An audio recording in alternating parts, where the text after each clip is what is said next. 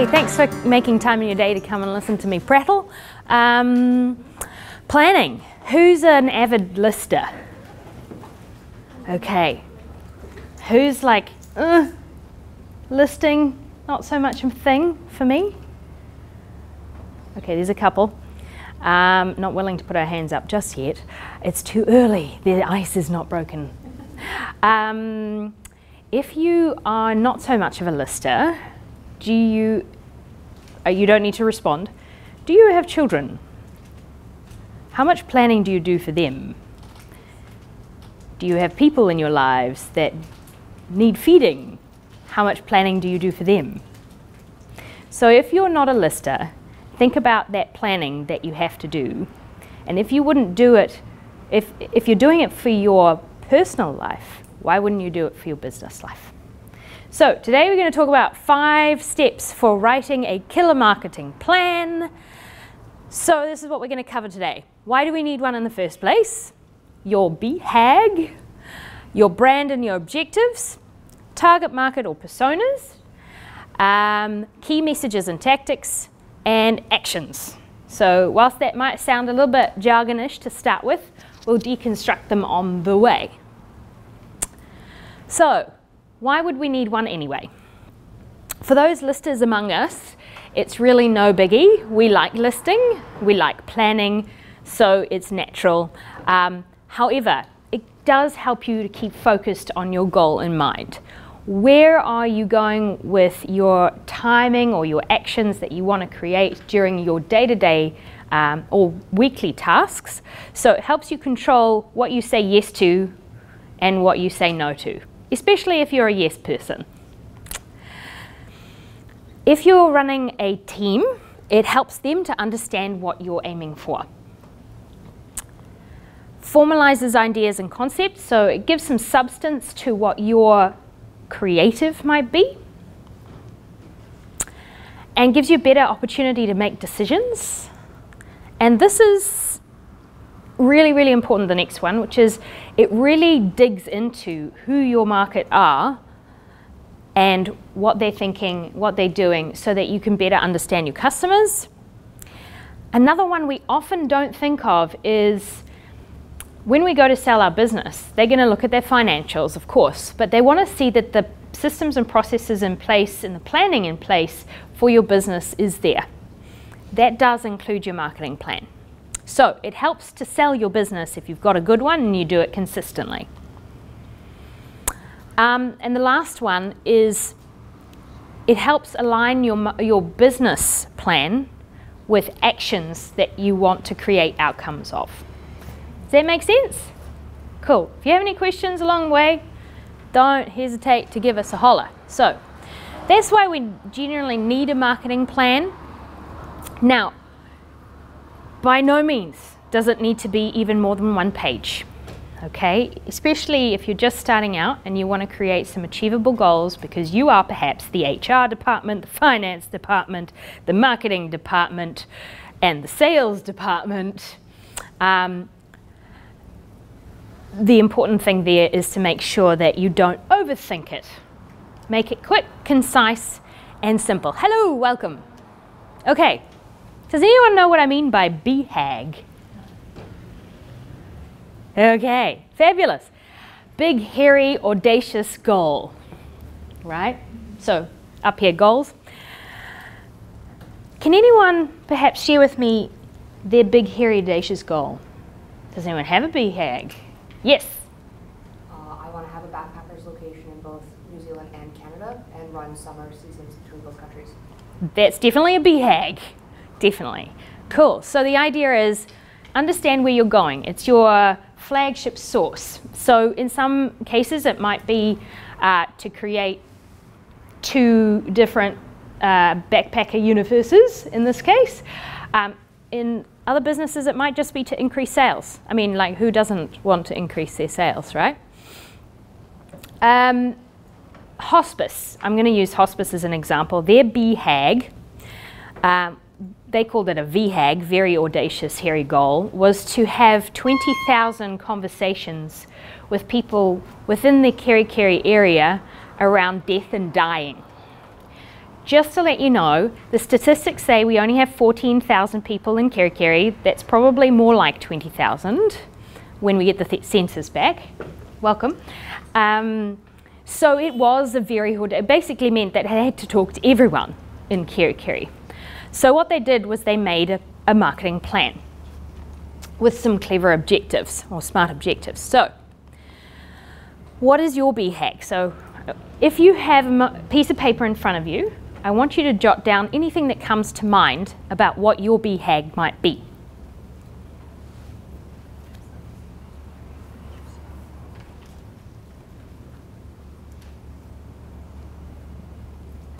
We don't have to share it, it's fine, I won't pick on you, I promise.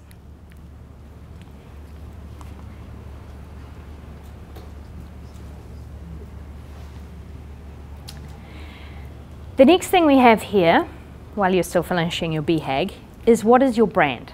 So if you got in an elevator with me, could you tell me, by the time that I hit the floor, clearly we don't have too many high-rises here, let's say we're in Auckland and we have at least 12 stories to go down. Can you tell me in a couple of sentences, what is your brand?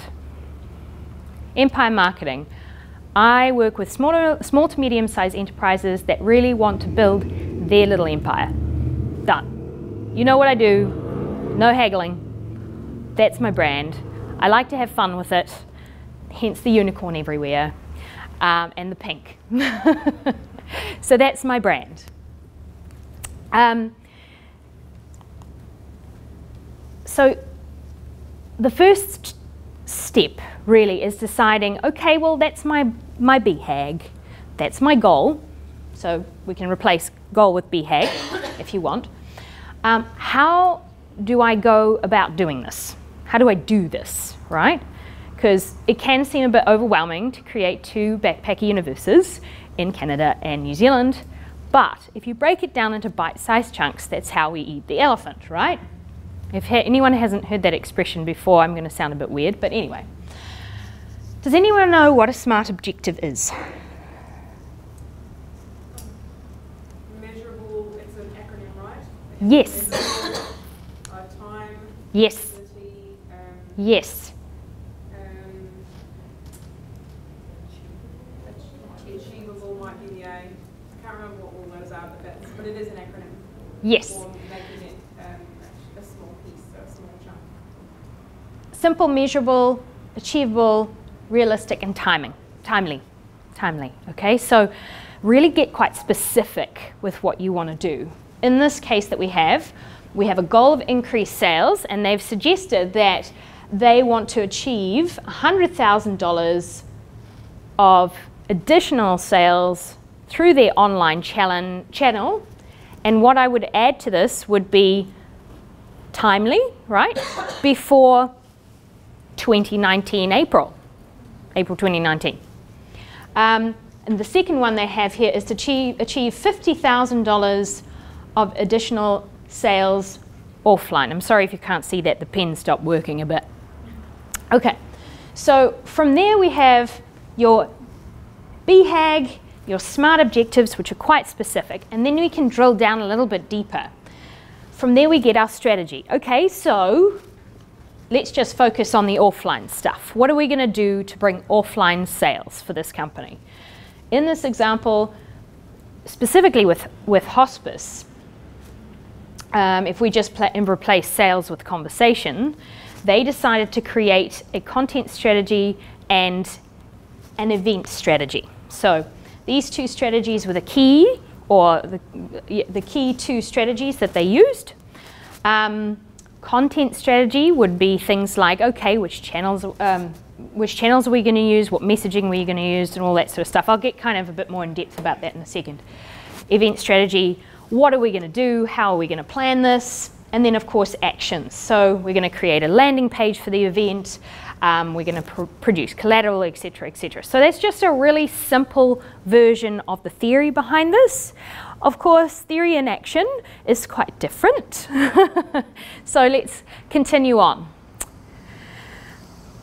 When you're in the process of doing this, before you get any further down after your goal, I really want you to think about your target market. So this is really step 2 to producing a killer marketing plan.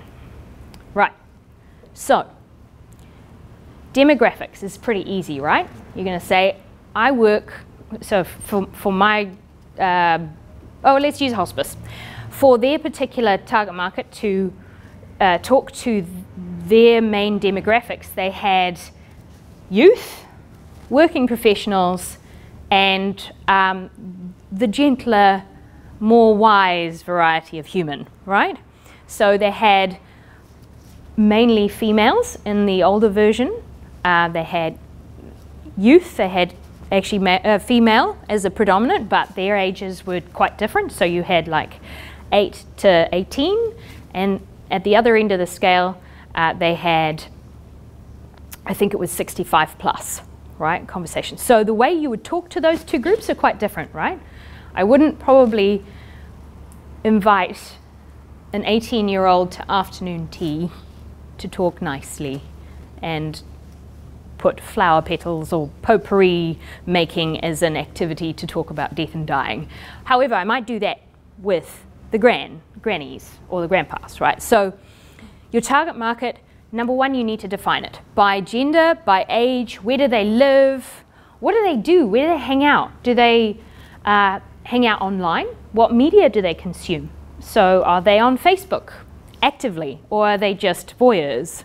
Are they newspaper readers? How much money do they have to spend? So if your product is super expensive and you suddenly realize that your BHAG means that you're going to have to charge lots for your product, and your target market doesn't have that financial, maybe you need to have a rethink of what's going on in your business plan. Okay, but most importantly, I want you to think about how they think. So all these things are nice. I don't know whether, there. All those things are nice. Gender, age, location, media, and financial.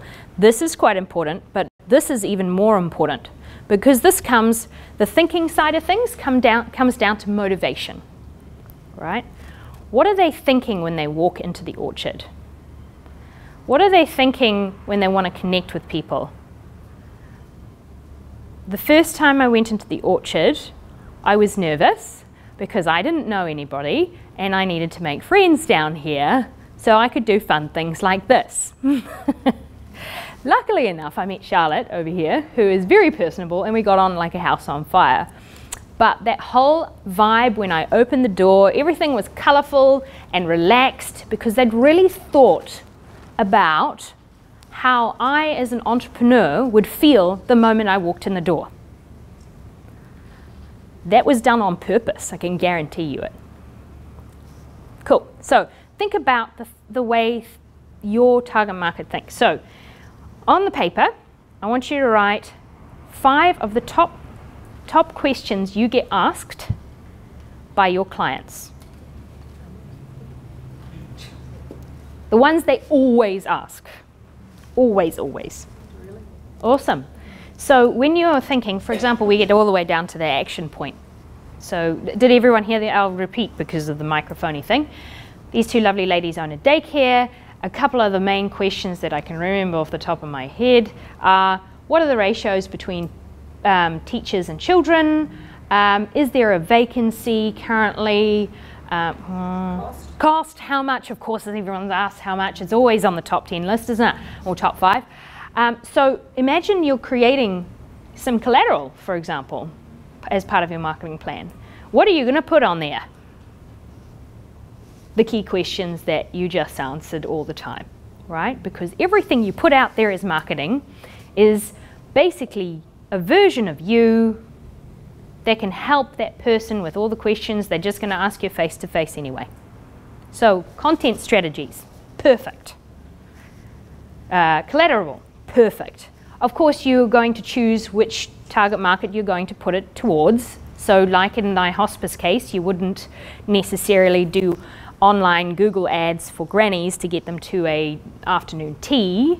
You might do that for youth though, and you might offer the same questions and answers that you have on your top 5. Normally I say top 10, but we're short for time. So think about the other 5 that might be prominent in your business maybe later on today. Okay, so number 2, who is your target market? Who is that person that you can think of? So in my business, I tend to work with female entrepreneurs for some reason. Maybe they like the pink. But I have Antoinette is my persona that I use. So I think about all the different questions about Antoinette and create basically an idealistic life of who my ideal client is. So when I come to do business with people, I know that person in my head. I've created who she is. And I think to myself, oh, hello, Jim. Oh, excellent. So you believe in, I don't know, seal clubbing or something just quite not in line with my personal brand, right?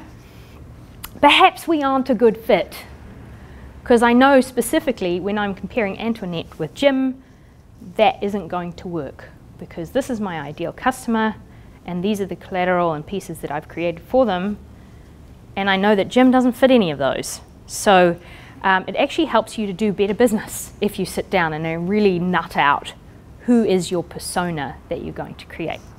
Meet Antoinette, by the way, this lady here. Cool. Okay. Oh yes, there we go. Next one. Steps 3 and 4, message and tactics. So I've talked a little bit about messaging already, but for example, you might have 2 types of client. Does anyone have 2 quite different types of clientele? Yeah, sort of. Yes, tell me about your business. I have a baby online store, so I've got pregnant, shower, baby showers. Then below it's the grandparents as well. So it's sort of 2 different types, but with the same goal. Cool. So we've got online baby products, and one of your target markets is the mums, and one is the grandmas, right? So that's quite a different conversation. So my suggestion to you is you would write those top 10 questions for each of those people, right? So you want to create your messaging for those people. So mums into reviews, they're into online, Google ads, all that sort of stuff. Granny might be in the newspaper, depending how old she is, depending on where she is as well. Might go to the local coffee shop, that sort of thing. So you might do more print for the nanas and more digital for the mums. So the trick here is to be clear on your messaging for each persona. So what is the clear message? In this case, for example, you were saying cost is a message, and ratios is another message, right? But you might decide to add this thing called a tactic. Does anyone know what I mean by tactic? It's a whole bunch of jargon that really says doing stuff. So a tactic, I'm going to have a Facebook page. I'm going to have a I'm going to have a flyer. I'm going to have poster. Whatever it is that you choose to do, that's your tactic, right? How you're going to distribute that message. Does that make sense so far? Any questions? Fabulosa. So we're kind of moving from the strategy part into the action part. Before I forget, which is why I did that animation, don't forget at this part and parcel, you'll most likely add in a creative, right?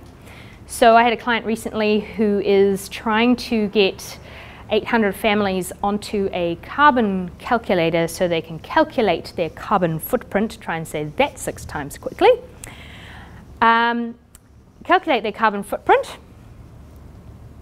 but they're scientists who have created this amazing online calculator.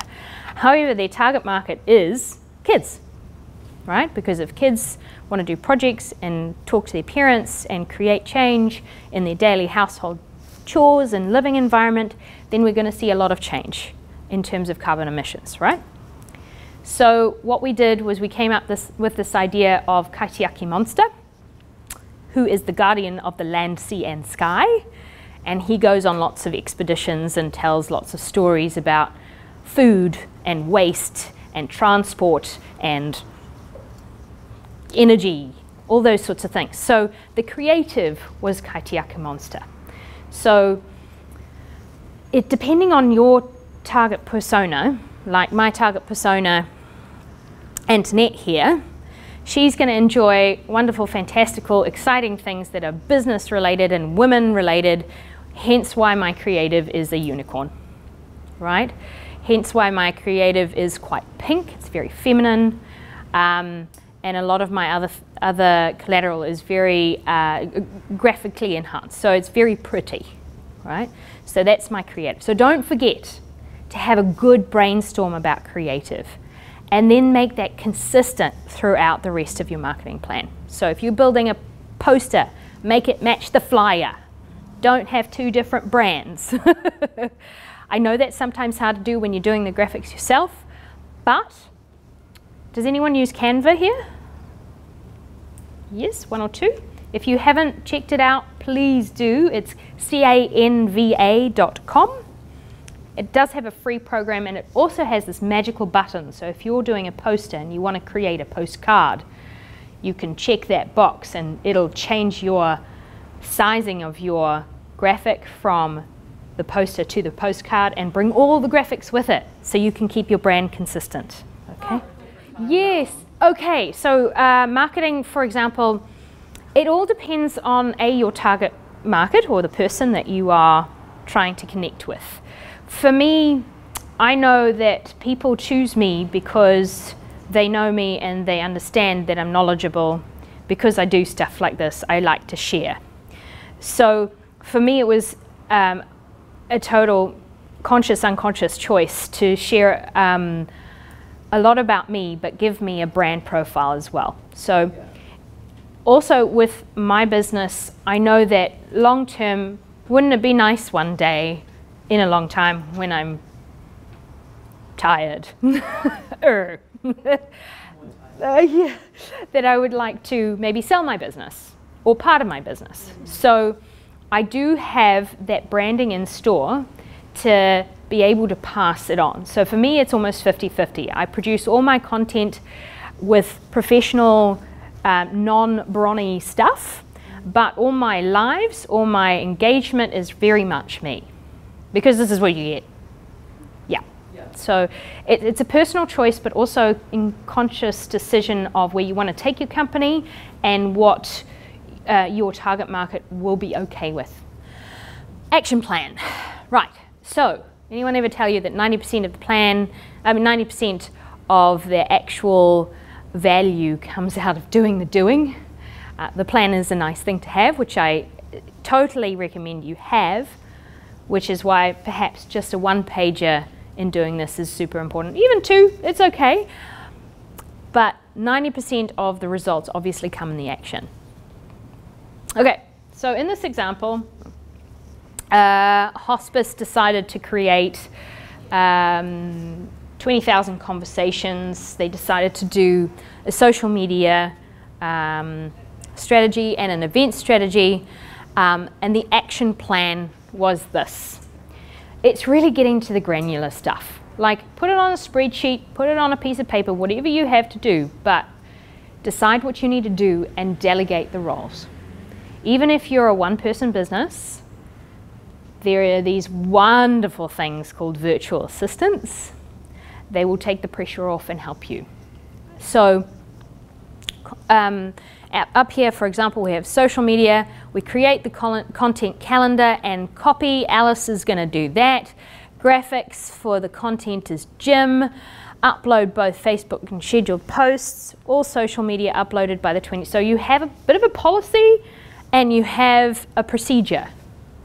But this is what you're going to do monthly, whatever you're going to do. You might like to try to, for example, create a calendar plan, because I don't know about you, but often what I find in December, January is everybody is busy hiding in the sunshine, in plain sight. They don't really want to talk about their marketing in December, January to me. Other businesses that I work with, for example, I work with Bay of Islands Computers. They have particularly lawyers and accountants, for example, that they like to work with. But could you imagine trying to engage in an accountant in the middle of the financial new year?